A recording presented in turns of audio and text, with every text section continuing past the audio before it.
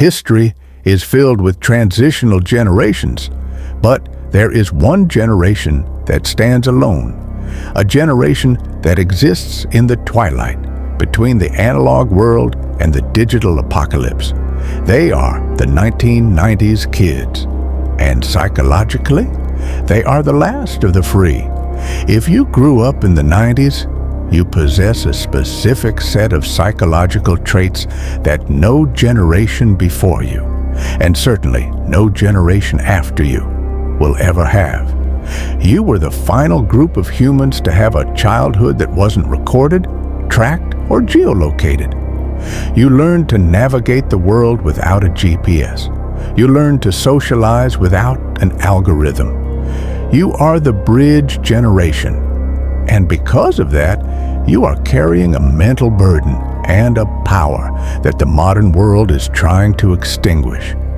Let's talk about the latchkey phenomenon. Today, leaving a child home alone is considered neglect. In the 90s, it was Tuesday.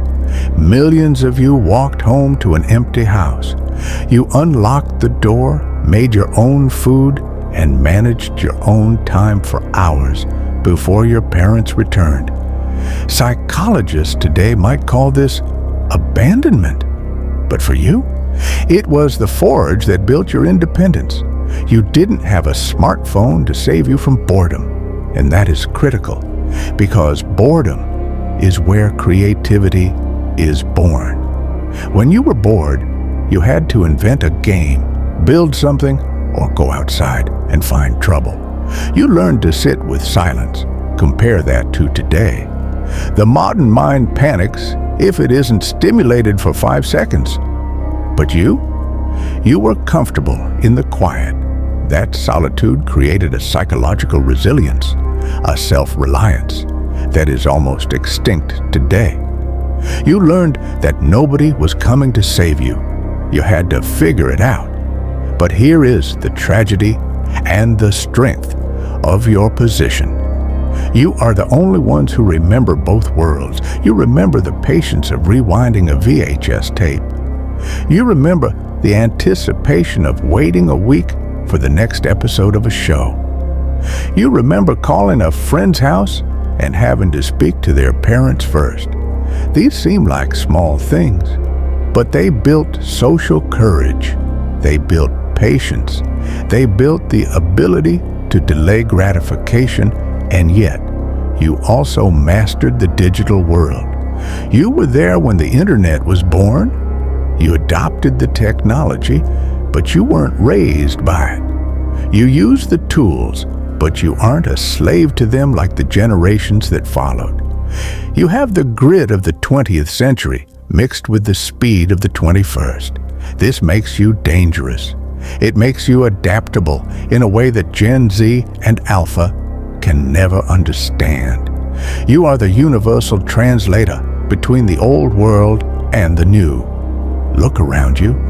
We are living in an era of fragility, an era where words are treated as violence, where anxiety is a fashion statement, where men and women are more connected than ever, yet entirely alone.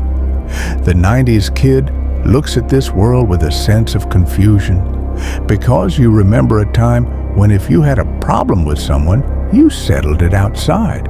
You didn't cancel them, you confronted them, and then you moved on. Your thick skin is now considered a liability. Your dark humor is considered offensive. Your independence is considered toxic. But deep down, you know the truth. You know that the world has gotten softer while you have remained the same. You are the anchor keeping reality tethered to the ground. If you are watching this and you feel that disconnection from the modern world, it's not because you are obsolete. It is because you are one of the few remaining survivors of a lost era. The world needs that 90s grit now more than ever. Don't let the modern digital noise soften you. Keep your edge. Stay dangerous. If you were there, if you are part of the last free generation, leave a comment below.